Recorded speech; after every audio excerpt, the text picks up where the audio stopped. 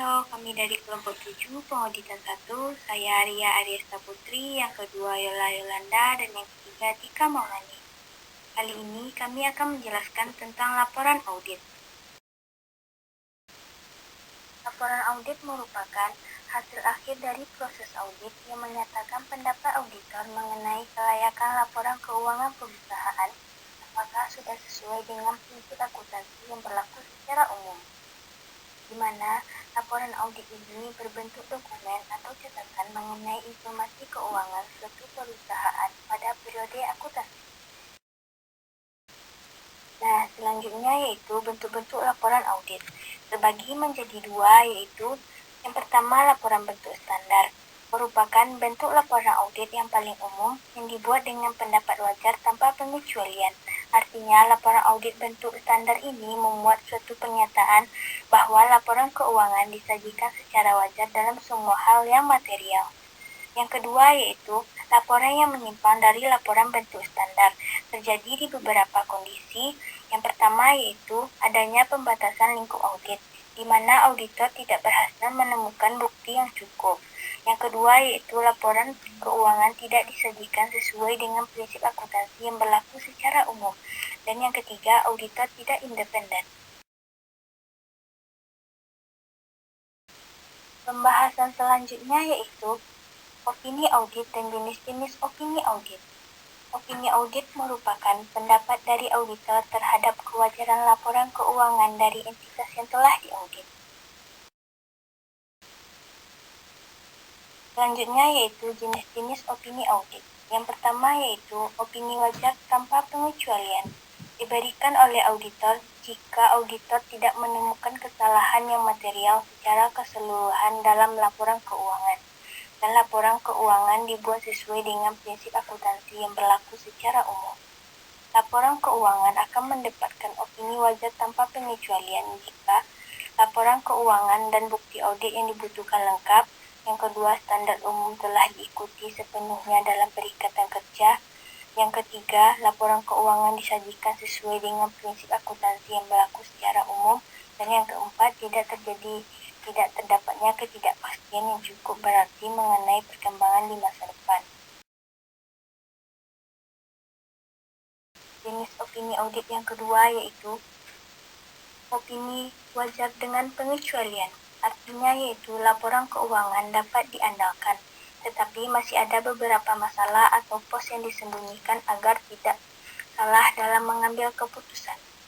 Laporan keuangan akan memperoleh opini wajar dengan pengecualian jika kondisi sebagai berikut. Bukti yang diberikan belum cukup dan belum bisa diterima. Yang kedua, lingkup audit dibatasi. Yang ketiga, laporan keuangan tidak sesuai prinsip.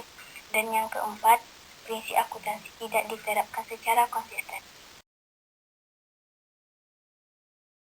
Jenis opini audit yang ketiga yaitu opini audit tidak wajar. Diberikan jika auditor memperoleh bukti yang cukup dan tepat kemudian menyimpulkan bahwa adanya kesalahan penyajian. Artinya yaitu laporan keuangan tidak disajikan sesuai dengan standar akuntansi atau adanya kesalahan material dalam laporan keuangan tersebut. Jenis opini audit yang keempat yaitu opini tidak memberikan pendapat. Artinya yaitu opini yang diberikan ketika auditor tidak memperoleh bukti yang cukup dan tepat untuk mendasari opini, dan auditor tidak menyimpulkan bahwa pengaruh kesalahan penyajian material yang tidak terdeteksi yang mungkin timbul terhadap laporan keuangan. Jenis opini audit yang terakhir yaitu opini wajar tanpa pengecualian dengan paragraf penjelas. Diberikan jika terdapat keadaan tertentu yang mengharuskan auditor menambahkan paragraf penjelas meskipun tidak mempengaruhi pendapat wajar tanpa pengecualian yang dinyatakan oleh auditor. Penyebab ditambahnya suatu paragraf penjelas yaitu yang pertama, ketidakkonsistenan penerapan prinsip akuntansi berterima umum, keraguan besar tentang kelangsungan hidup entitas, disebabkan karena belum adanya aturan yang jelas, maka laporan keuangan tersebut dibuat menyimpang dari standar akuntansi keuangan. Dan yang terakhir yaitu pendapat auditor sebagian didasari dengan pendapat auditor independen lainnya. Assalamualaikum warahmatullahi wabarakatuh. Perkenalkan, nama saya Tika Maulani. Di sini saya akan membahas lanjutan dari poin sebelumnya. Yang pertama yaitu saya akan membahas mengenai salah saji dalam laporan audit, kekeliruan dalam laporan audit, dan ketidakberesan dalam laporan audit. Nah, selanjutnya kita akan membahas apa itu salah saji. Salah saji idealnya dikoreksi oleh akuntan penyusun laporan keuangan begitu ditemukan. Tetapi pada kondisi tertentu, salah saji seringkali dibiarkan begitu saja karena alasan tertentu. Salah satu alasan yang paling lumrah digunakan adalah pertimbangan materialitas. Salah saji yang tak terkoreksi dianggap tidak materialitas. Nah, apa yang dimaksud dengan salah saji materialitas? Yaitu kesalahan pencatatan akuntansi yang dapat menyebabkan salah saji material pada laporan keuangan. Salah saji material pada laporan keuangan mengacu pada pengertian bahwa keputusan pengguna laporan keuangan akan terpengaruh atau terkecoh oleh ketidakakuratan informasi yang terjadi karena salah saji tersebut. Selanjutnya, salah saji material itu terbagi dua. Yang pertama, salah saji kualitatif. Contohnya, kesalahan pengelompokan rekening di laporan keuangan. Misal, pinjaman bank yang berumur kurang dari 1 tahun atau current dilaporkan di rekening pinjaman jangka panjang atau non-current. Efeknya yaitu tidak akuratnya perhitungan rasio lancar atau current rasio dan perbandingan utang pada modal. Selanjutnya yaitu salah saji kuantitatif. Contohnya, kesalahan pencatatan piutang dari pelanggan. Misalnya, angka yang seharusnya dicatat Rp10.000 tercatat menjadi Rp1.000. Nah, akibat dari kesalahan analisis data menyebabkan aktiva perusahaan menjadi lebih kecil dari yang seharusnya. Selanjutnya yaitu kita akan membahas mengenai kekeliruan. Istilah kekeliruan atau error berarti salah saji atau misstatement, atau hilangnya jumlah atau pengungkapan dalam laporan keuangan yang tidak disengaja. Kekeliruan dapat berupa: yang pertama, kekeliruan dalam pengumpulan atau pengolahan data akuntansi yang dipakai sebagai dasar pembuatan laporan keuangan. Yang kedua, estimasi akuntansi salah yang timbul sebagai akibat kekhilafan atau penafsiran salah terhadap prinsip akuntansi yang menyangkut jumlah, klasifikasi, cara penyajian, dan pengungkapan.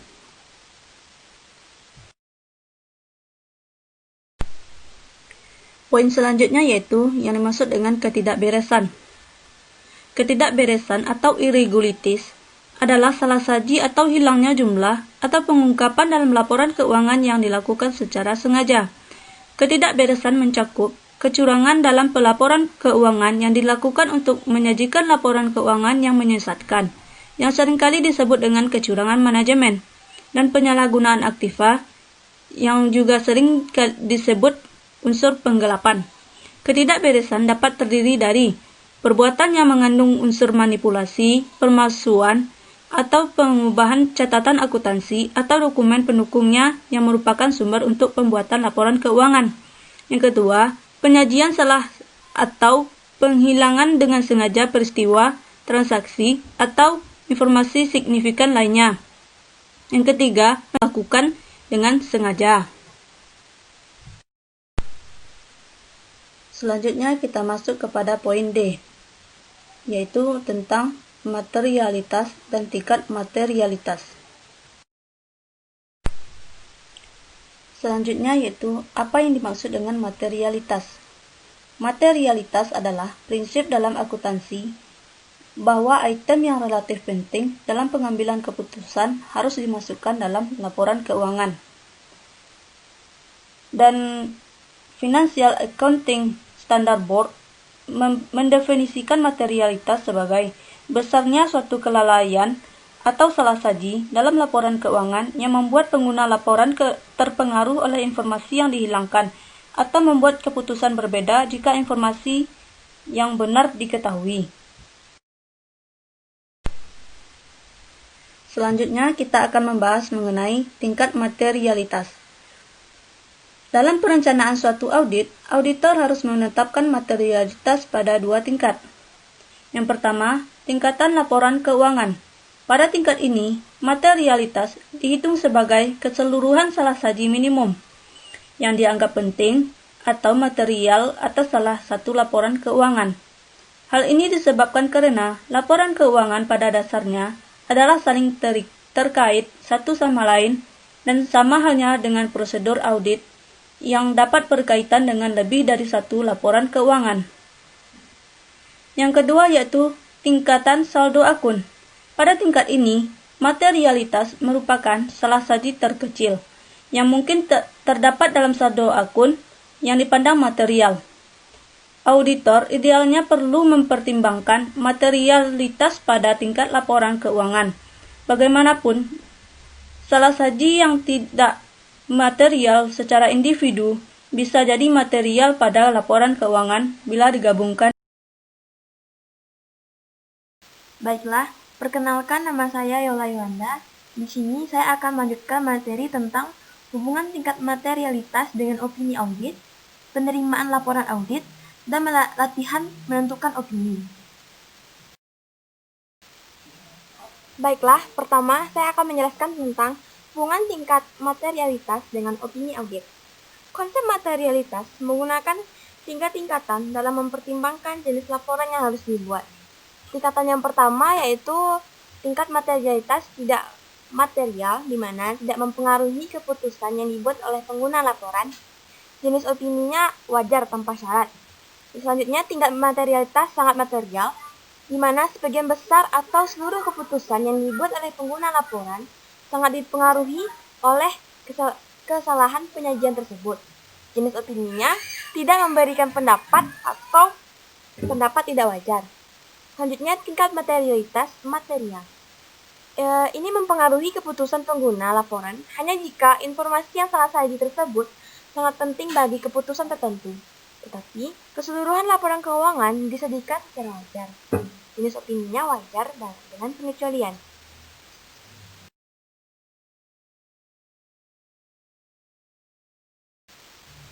Faktor-faktor yang mempengaruhi auditor dalam melakukan pertimbangan materialitas awal dalam melakukan laporan keuangan itu ada 2. Yang pertama, materialitas merupakan konsep relatif, bukan absolut. Maksudnya, sebuah salah saji dengan berdasarkan tertentu dapat menjadi material bagi suatu perusahaan kecil. Sebaliknya, dengan jumlah salah saji yang sama dapat menjadi tidak material bagi perusahaan yang besar. Yang kedua, dibutuhkan dasar untuk mengevaluasi materialitas. Ini dikarenakan materialitas adalah konsep yang relatif, sehingga sangat penting untuk memiliki dasar dalam menentukan apakah suatu jumlah tertentu material atau tidak.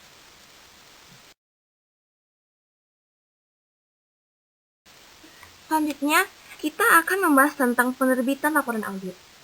Langkah akhir suatu proses pemeriksaan auditor adalah penerbitan laporan audit, di mana pada prosesnya disebut penyelesaian audit. Untuk itu, auditor menyusun laporan keuangan auditan, penjelasan laporan keuangan, dan pernyataan pendapat auditor.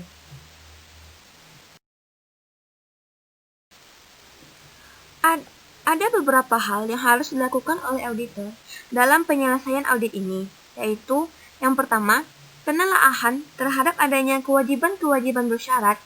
Yang kedua, penelaahan transaksi-transaksi setelah tanggal neraca. Yang ketiga, penemuan kemudian fakta-fakta yang terdapat pada tanggal laporan auditor. Yang keempat, peniktisaran dan menarik kesimpulan-kesimpulan. Yang kelima, penelaahan, pengungkapan laporan keuangan. Yang keenam, informasi biaya pengganti yang tidak diaudit. Yang ketujuh, representasi manajemen. Dan yang terakhir, penelaahan kertas kerja. Tanggung jawab auditor untuk menelaah peristiwa kemudian biasanya dibatasi untuk periode yang diawali tanggal neraca dan berakhir pada tanggal laporan audit. Karena tanggal laporan audit berhubungan dengan penyelesaian prosedur auditing yang penting di kantor klien. Penelaahan peristiwa kemudian seharusnya diselesaikan mendekati akhir penugasan. Ketepatan waktu penerbitan laporan keuangan merupakan hal yang sangat penting, khususnya untuk perusahaan-perusahaan publik yang menggunakan pasar modal sebagai salah satu pendanaan.